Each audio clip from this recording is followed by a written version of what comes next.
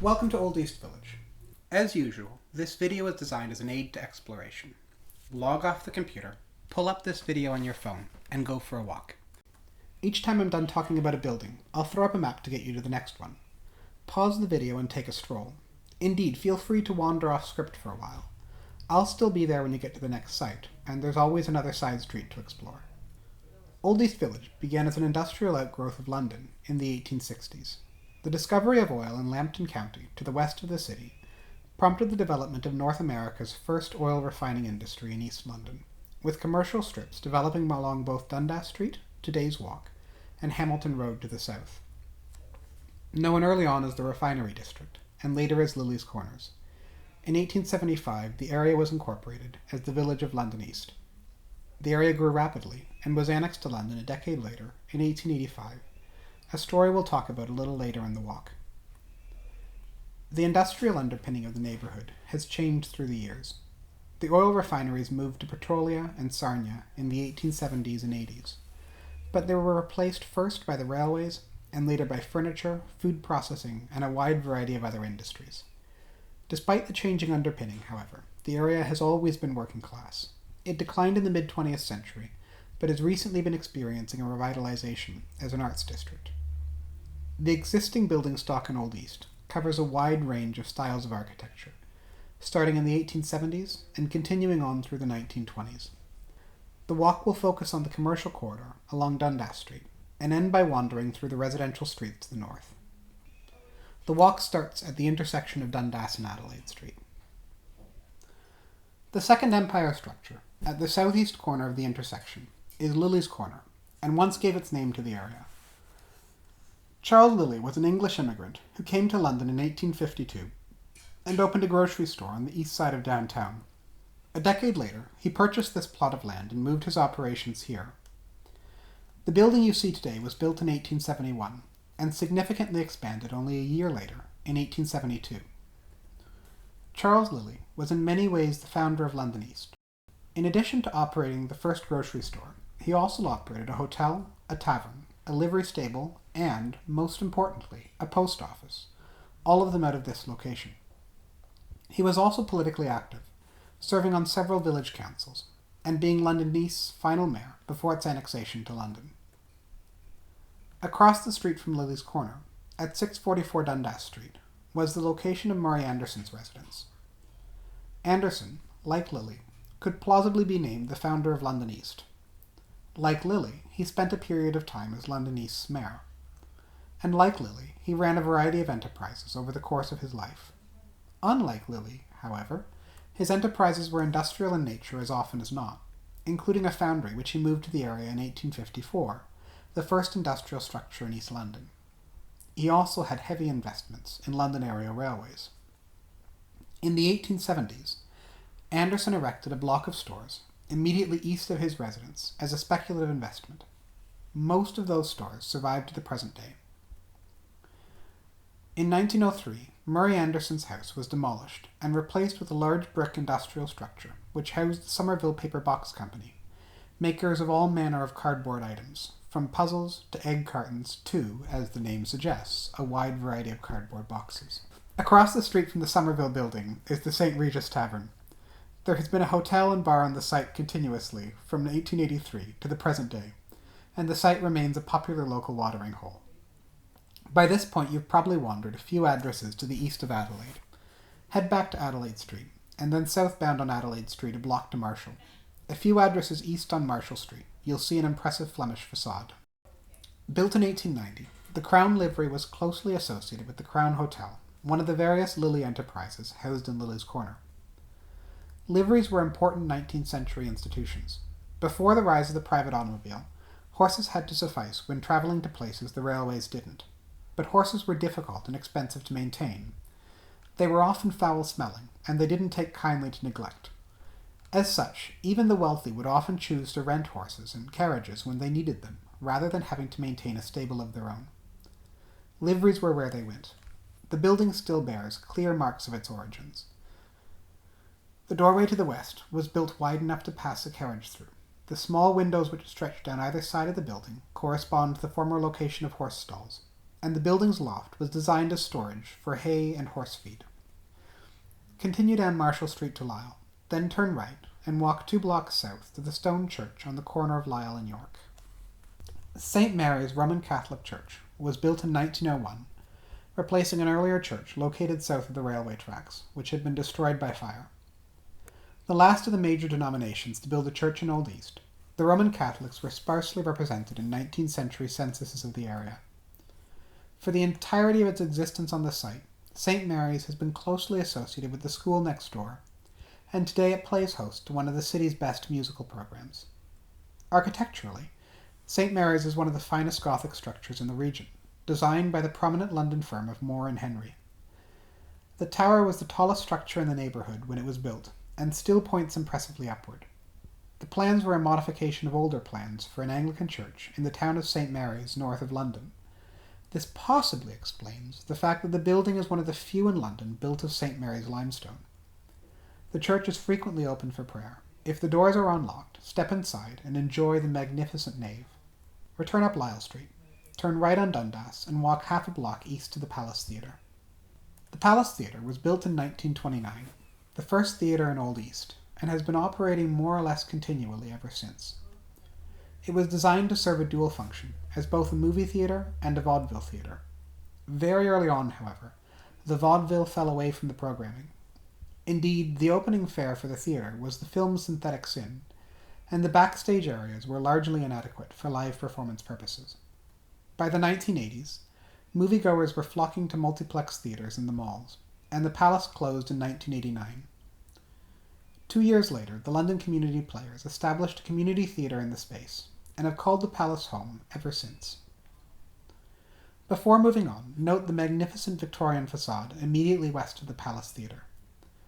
Built in 1878, it was designed by William Robinson, one of London's most important mid-19th century architects. Continue east along Dundas Street. Along the way, notice the magnificent Art Deco Bank at 762 Dundas, built in 1931 by the London firm of Watt and Blackwell. Stop at the towered building at the intersection of Dundas and Rectory Streets.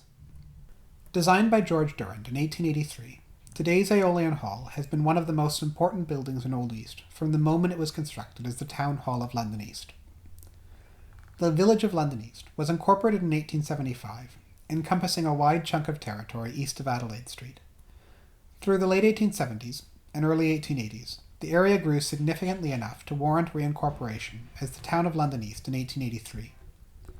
Seeking to further develop the town and to better establish themselves as an independent community, London East set about a large pair of capital projects, the erection of a water system and the erection of a new town hall. The new town, however, had more ambition than money.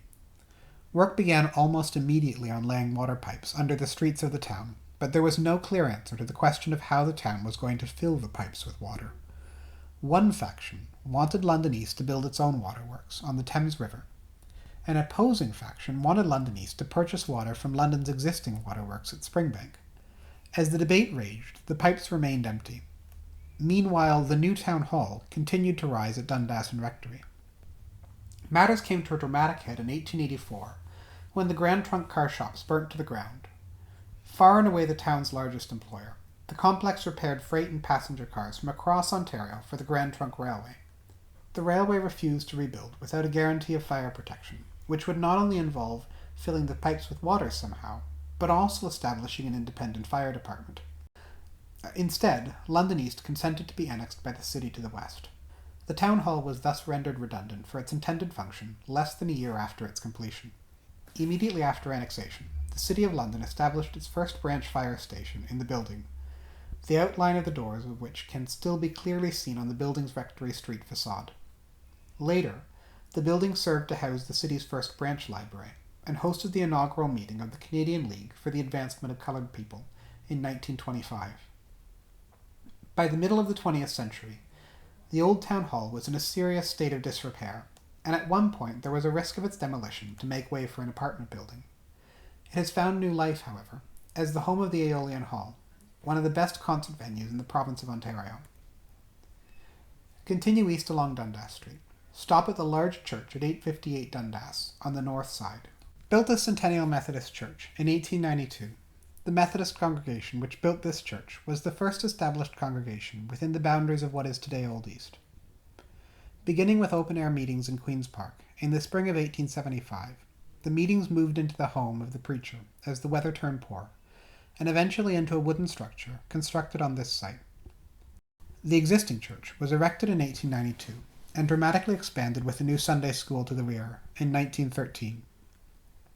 Just to the east, on the southwest corner of Dundas and Ontario, is the residence of John Heyman.